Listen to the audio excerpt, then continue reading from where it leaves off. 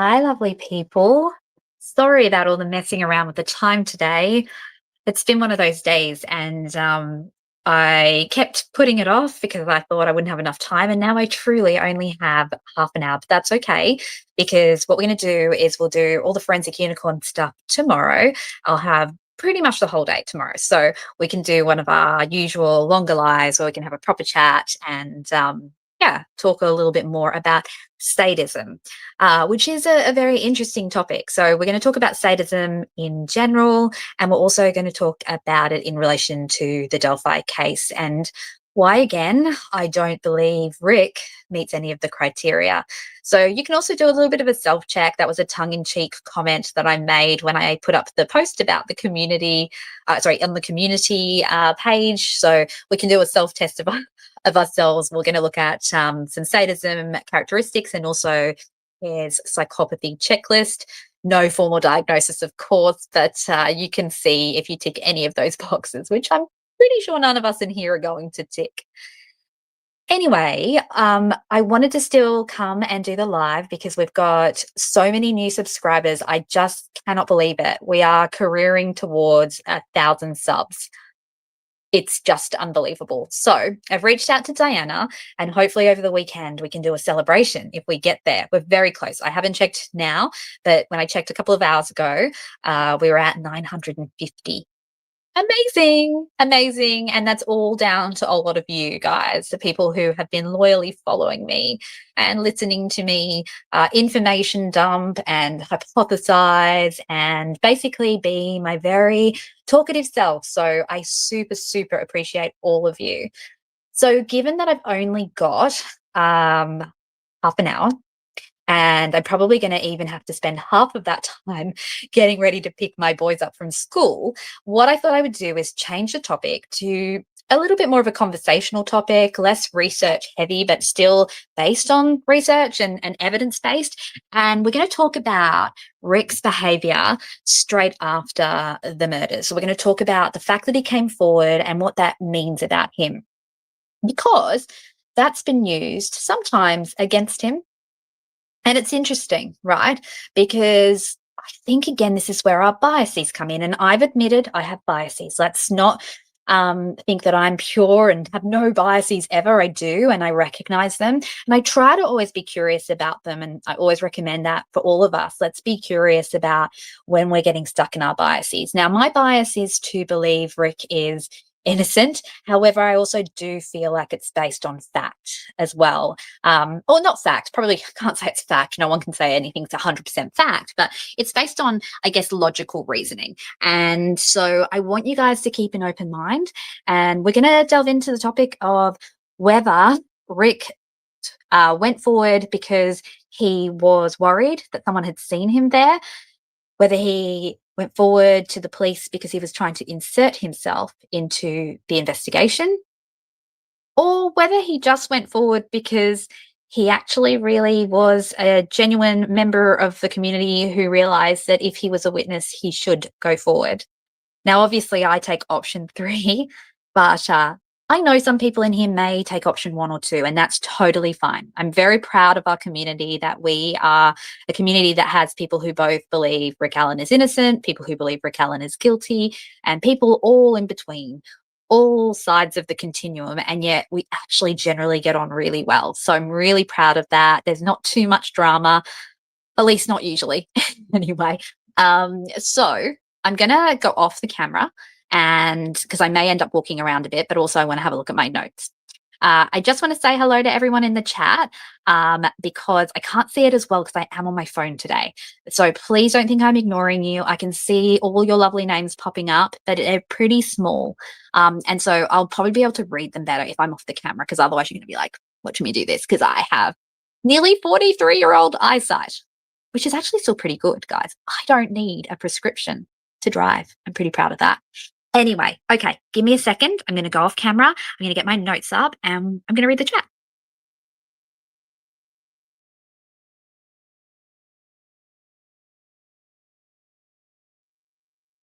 Oops, I'm back. How do I turn my camera off when I am on StreamYard on my phone? The screen is so tiny, it's hard to do. Here we go. Stop.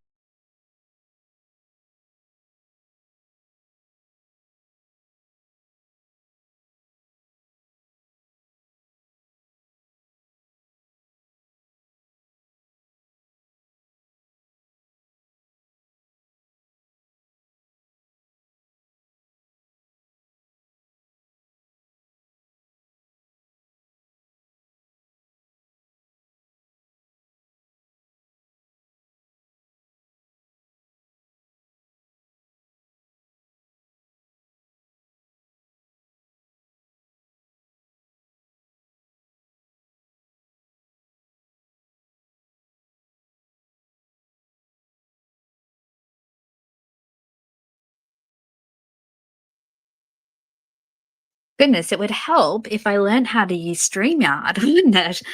Okay, I can read the comments better now because I've got you guys on the screen. And I'm just going to say hello to everybody. Hello, Mustang. I know you've been here waiting throughout the day. So happy to see you. Hey, Dita. Hey, Scott. Well, Dita might have gone to sleep now, but I know she'll catch the replay. Hey, See Through, the famous member of our community. Um, hey, Anna. Lovely to see you. Hey, Mimi. And hey, Barbara. Really lovely to see you. I think that I've got everybody who said hello, but if there is anyone else in there saying hello, hi, Anna Lizette. Lovely to see you too. So many amazing people in here. Thank you so much. I am just floored every time you guys come in. You are amazing people and I just love it. Yes, sorry, Scott, I did disappear completely because I'm working with my phone screen, which was not a good idea. But because I'm probably going to be leaving soon to go walk to school, I thought I'd better do that. Hey, TJ. Nice to see you. So good to see everyone. So this is a super short live, guys, because I don't like to overpromise and underdeliver, but we are not going to get into sadism today. We will do that tomorrow when we have lots of time to chat and discuss it because it is a super interesting topic. I actually hadn't looked at a lot of this stuff around, particularly around psychopathy for many years. As you all know, I worked in the forensic system and then was looking a lot more at this stuff back then, but more recently, that doesn't tend to come up in my day-to-day work. But yeah, it's super, super interesting. Okay, so let's have a little think about this. So in the chat, guys, let me know. I saw a few people commenting already. Who thinks that Rick Allen's behavior after the murder, so as in those days following where he presented to the police station and he gave his account of the day, who thinks that's suspicious? Now, I can't do a poll because I don't have my YouTube screen open, but just let me know who thinks that it is suspicious. Oh, Anna Lizette. So the problem with the group of girls seen that day is the description that one girl appeared to be so young she was being babysat. Does that apply to both groups? So my theory of this is quite different to everybody else. I just realized I've got to put the comment on the screen, guys. Give me a second so that everybody can see. There we go. So my theory of the timeline is very different to everybody else. So basically, I feel like he does see Bree Wilbur or Rayleigh Voorhees and her sisters, maybe not Bree. I think that he saw the four girls, maybe he saw three of them, because I actually believe he sees them in a different spot. I don't believe that he's the bridge guy, the kind of creepy guy they see. I believe that Bree, at least, I'm not sure if Rayleigh does it as well, but they talk about seeing other people that day on the trails. She says that she saw one or two people as she was coming back from the Monon High Bridge. So the way that Rick describes it is as though he sees someone coming off the trails, going back to where the cars were parked. And that is the Mears entrance. That's the only place he mentions cars being parked that day. And so to me, I do believe that he walks past them. They're taking pouty selfies and being kind of silly. Rayleigh Voorhees, I do believe, has long or had long black hair. She was indeed with her sisters, one of whom does look a lot like her. I did a little bit of research. Like I said, I will never put their photos up because they are just innocent witnesses and I don't want their faces all plastered all over my YouTube. However, if you look it up, you can see. So I do believe that he saw those girls. I don't believe they registered him because he wasn't anyone suspicious. You'll notice that people remember things that are more standout. And Rick doesn't have a scary energy about him. I don't believe he was overdressed for the day. It's all of those sorts of things.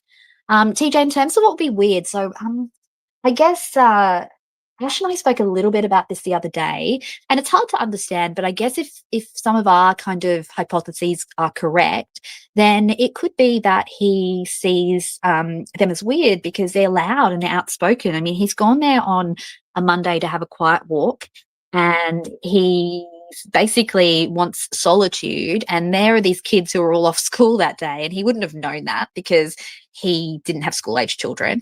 And I think, he could have felt a bit bombarded by girls walking around laughing, taking selfies. I don't know. I just feel like that could be his reasoning for thinking something was weird. Yeah. So I think he sees maybe three of the girls, maybe the other girl is taking pictures somewhere. Maybe he does see all four, but he doesn't really register. He just tries to sort of avoid eye contact. I guess Kathy explains that he's kind of a bit of a hermit. So yeah. Yeah, Brie and Rayleigh was 17, but I think so Rayleigh's sisters, there was Isabel and Anna. I can't remember exactly their ages, but yeah. C3 says Rick said he was coming onto the trail from the Freedom Bridge, and Riley said just before the woods end next to Freedom. Yeah, so here's the thing though, I guess. Um, he says they were coming off the trails as if they were heading back to where the cars were parked, which to me is Mears. It's the trail split, not the trailhead. And everybody calls that the trailhead, or at least back then they did, particularly.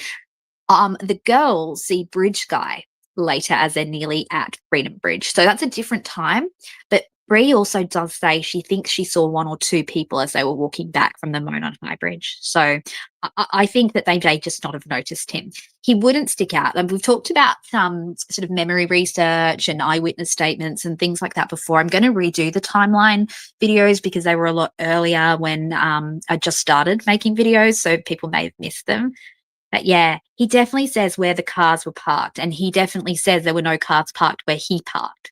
So to me, where the cars are parked is the Mears entrance, because that's where he says he saw cars that day, and he saw Betsy Blair's car, I imagine, and potentially another car, which I've always believed could be Kelsey German.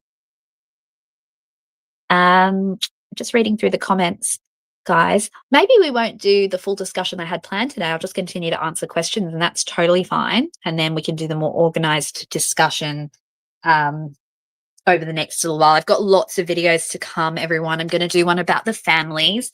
And I'm also going to do this whole forensic unicorn series. There's so much more to cover for sure. Yeah, Rick says he was on the bench that overlooks the water, which I believe is the bench on the 505. It's a memorial bench for, I think it's Charles Gerard. So that is literally just off the 505. However, I hadn't thought actually. He potentially could also have sat at the other bench. There's another bench a little bit further up the trail where you actually can see the water too. So I'm going to re-listen to that. I think we'll do another video as well on his interrogation and talk about what he actually says and decoding that as well.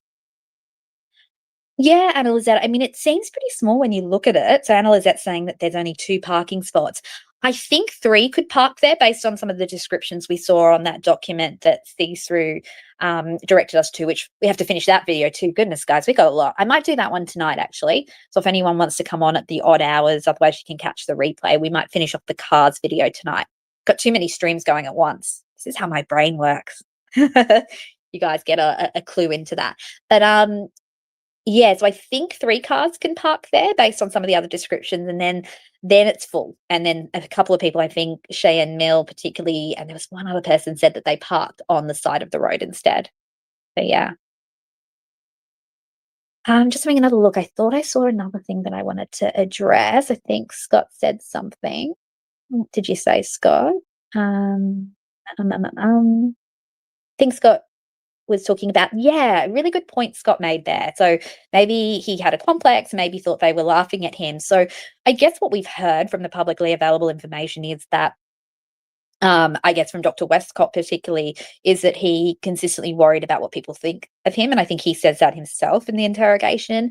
So the thing is that if we have, I guess, a form of social anxiety, the core kind of what we call thinking error or cognitive distortion in social anxiety is a fear of negative evaluation. And so fear of negative evaluation means that there's this overestimation that people are going to think negatively of you, and an over the word like a sense that if people do think badly of you, it will be absolutely terrible. So people with anxiety in general overestimate the likelihood of something threatening happening, and they overestimate how bad it would be if it did happen, and then they also underestimate how well they can cope with it. So that's the general error that we make in all sorts of kind of clinical levels of anxiety. But in social anxiety, the core issue is fear of negative evaluation. And so if he assumes that people are like judging him, which he says he does, to Westcott, but also I think in his interrogation, then yeah, he would basically already be looking for that, if that makes sense. It's like when I walk in the jungle, I don't work in the jungle. When I walk in the bushland here in Australia, I'm very scared of snakes. And if somebody said they saw a snake in the bush and I was there, I'd be like hyper vigilant. Okay, so hyper vigilant means I'd be really aware, looking around, and I'd jump even if I saw a stick or, a piece of hose or something like that. And so hyper vigilance is a part of a lot of anxiety. It's part of the sort of fight or flight response. And so if he suddenly is coming face to face with a whole lot of teenage girls laughing, taking pictures, yeah, he could perceive that as them laughing at him, even though they may not have been. He could perceive that as uncomfortable. He kind of just wants to shrink and disappear. So I think that's actually a really, really good point, Scott. So again, we're only hypothesizing, not trying to give a diagnosis or a clinical opinion, because I haven't met him and I don't have the full details. But I think that's actually a really good point that you raised, Scott. Oh, hey, Critter Mama. Nice to see you. Good to see you, friend. Critter Mama has been suggesting for days, maybe weeks, that we look at fog data science. So we're going to talk about that too. I'll make a video on that, Critter Mama. I finally looked into it properly, and you're spot on. It's something we should talk about. Hey, Charles. Nice to see you. How are the kittens going? Oh, the chat's just going off today, guys. Awesome. Well, what I'm going to do, you're going to hear me walking outside. Now, I've got Kai Kai beside me, but I'm not going to try and turn the camera on to show you that because I'll probably lose myself again. But I'm going to walk and talk. Oh, Critter Mama, thank you. Yeah, it's super interesting. So, anyone in the chat, if you guys have heard about fog data science, I think I'm getting it in the right order. Super interesting thing that Critter Mama's brought my attention to. So I'm certainly going to do a video on that and how that may help in the Delphi case as well. So super excited to do that. I'm just reading through the comments because I missed a whole lot of them.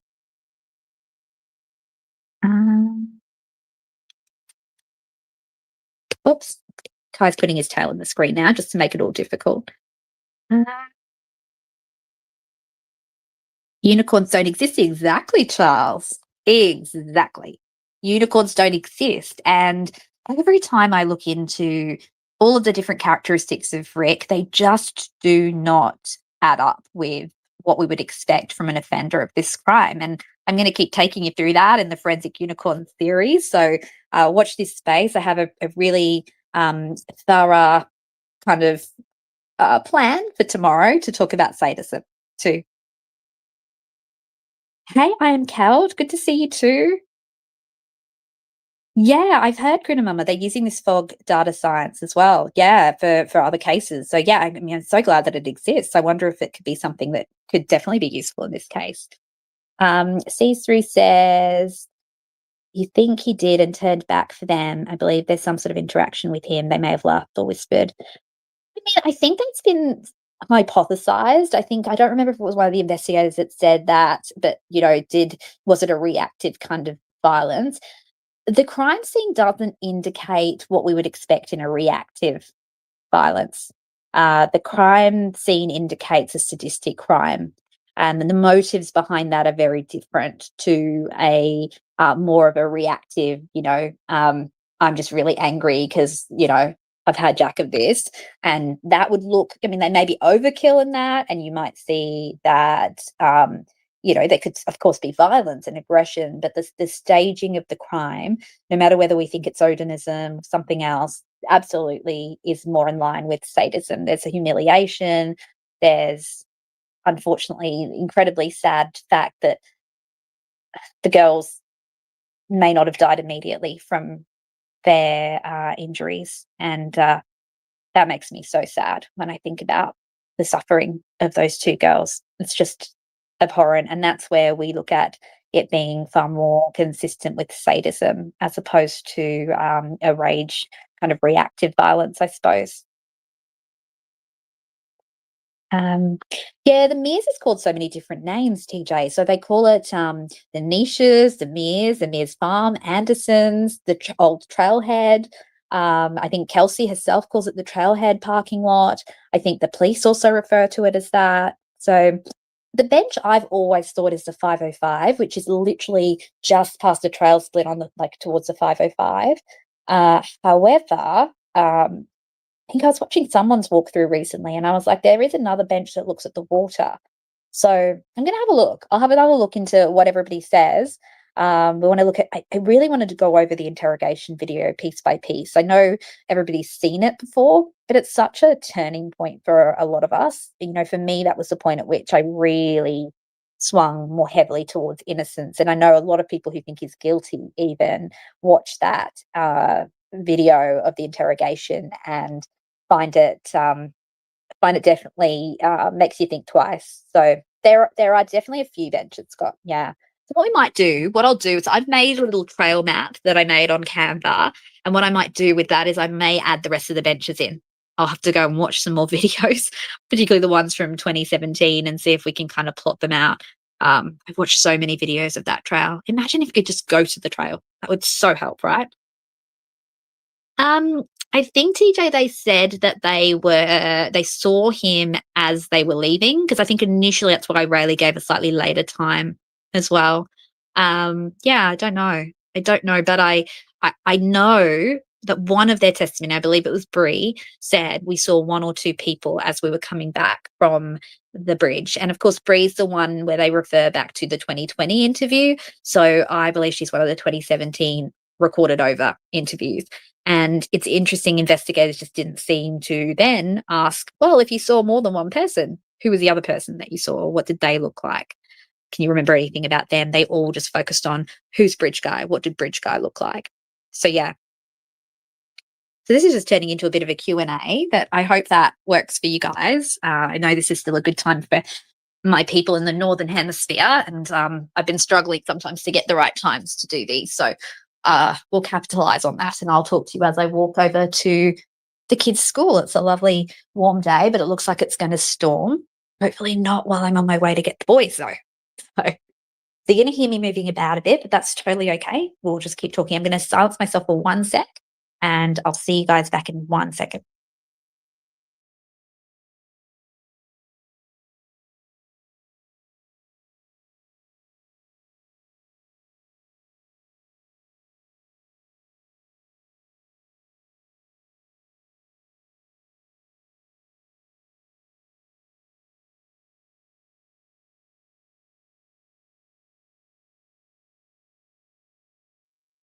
Okay, guys. Sorry, you're going to hear doors and all sorts because I'm leaving. That's why I'm just muting the major sounds.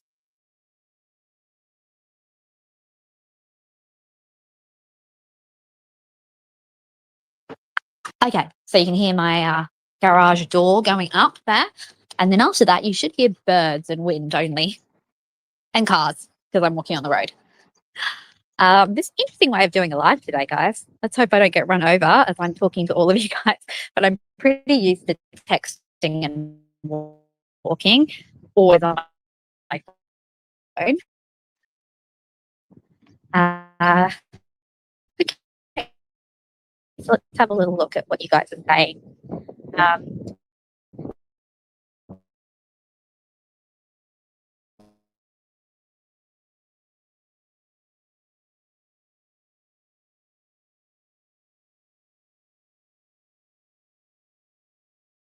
Not decide to head back.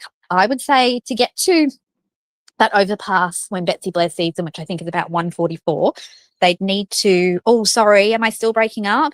Probably because I moved from Wi-Fi to cellular. Can you guys hear me? Apologies. It's not ideal, but I wanted to still do a live today. Tomorrow will be the proper live. I did a tiny little short one last night. We're doing another one now, but just wanted to be mindful that I've been doing regular lives and want to keep the new subscribers waiting, but also my regulars as well.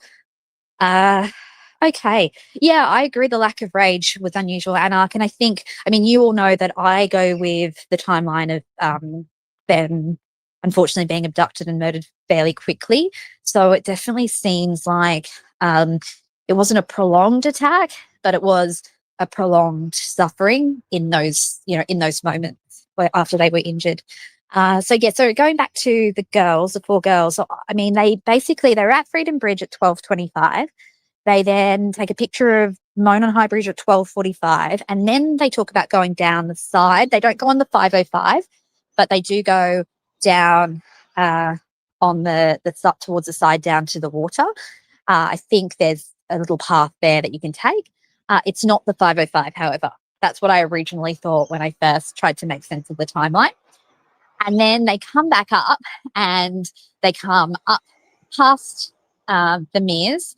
Now, I think that's where Rick potentially sees them as they're heading back to the Mears, because he says they're walking off the trail going back to where the cars are parked. So I think, I had this sort of possible thought in my mind, as Bree walked ahead with her camera, is she taking a picture down, nearer the Mears entrance? Is that where that special tree is?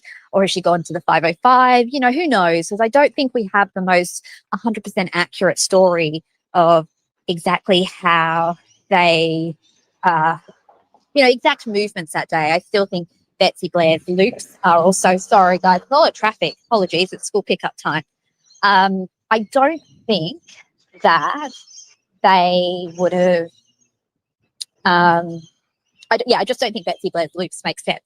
I don't think anybody's lying, right? So I think everybody who follows my channel knows I have a tendency not to believe that witnesses, family members, and even forensic experts are lying. I probably only have a bit more of a bias towards people who I think have engaged in wrongdoing when it comes to this case. And that, to me, I allege, or I speculate, is more to do with some of the conspiracy angles and the true offenders, as opposed to witnesses or family members. So,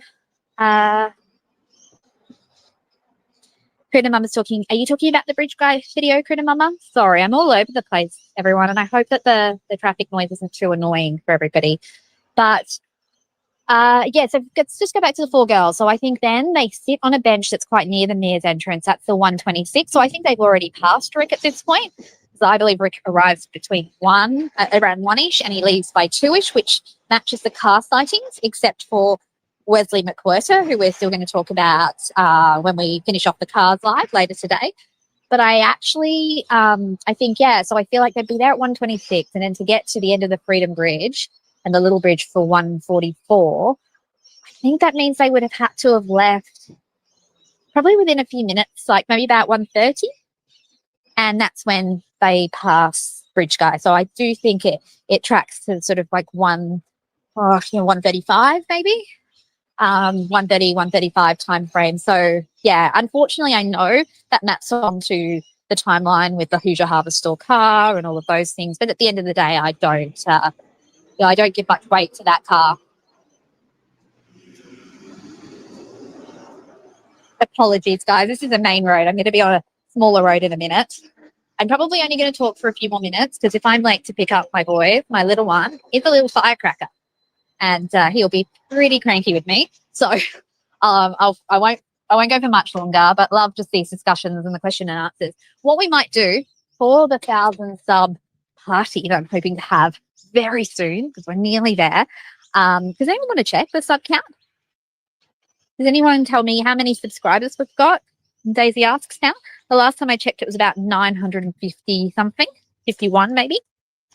But when we get to the 1,000, anyone who wants to come up and have a chat, we'll do a question and answer, as long as everyone's being friendly and kind.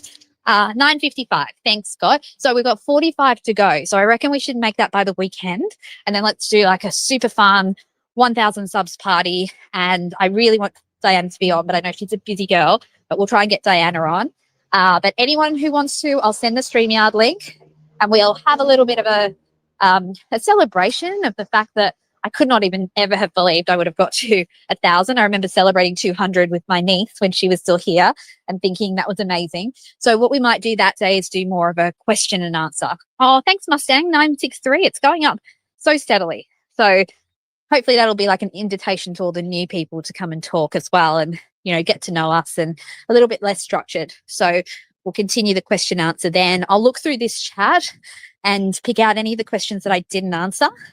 And what I'll do is I'll make a slide of the questions that all the comments people are making, and we can talk about those. Plus we can just let the chat do a question answer as well. So yeah, I guess I'm so excited. You can probably hear how unfit I am as I'm walking. I'm like, okay. But I know I'm not finishing any of my sentences today. Definitely in peak over excitability right now. So yeah. Did I go into chipmunk mode? It's possible. I hope not. I don't think I pressed anything, but my connection could be poor because I'm walking at the moment. Am I chipmunk for everybody? I like chipmunk voices. They're cute. Love Alvin, Simon, and Theodore. All right, guys. So I think I'll finish up because I know this isn't the ideal setting for a live. For those of you who can make it, I will do a live tonight in about 6 hours' time is what I'll aim. So once the kids are all safely doing their reading and relaxing and going to bed, I'll come back online and it's your TV Christmas, okay. And we'll finish off our conversation of See-Through's magical find, which is not magical, but was magical that they were able to give it to me or point me to it. And we'll finish off Wesley McWhirter. Poor Wesley, it's not his fault, but we're going to talk about why he wasn't used as testimony at the trial and what that might be about, and we'll firm up all of the cars. Scott, have you managed to do that spreadsheet of the cars? If you haven't, I'll keep working on mine too. But I do have some other work to do, but I'll try and get all of that done. And then tomorrow, come rain or shine, we will do the Forensic Unicorn Part 2 on sadism. Come with your pen and paper to do your checklist and see who in the chat is the scariest of us all. No, we're not making light of it, but sometimes we have a little bit of dark humor alongside it. Oh, it's there. Great. Scott's done it. Okay, I'll check the folder. I'll bring it up on the screen. So we'll have a bit more of an organized live tonight with Spooky and Kai at the not very great time for a lot of you people in the Northern Hemisphere, but catch the replay tomorrow. And honestly, guys, thank you so much. Like, you don't even know how much you've made my day by giving me this platform. You know that my intention here was always to try and do good. And I know that a lot of you believe in me, and it makes such a difference to me. And I hope I can continue to use this platform for good as well. All right. Love and light, everybody. I'll see you soon. Bye.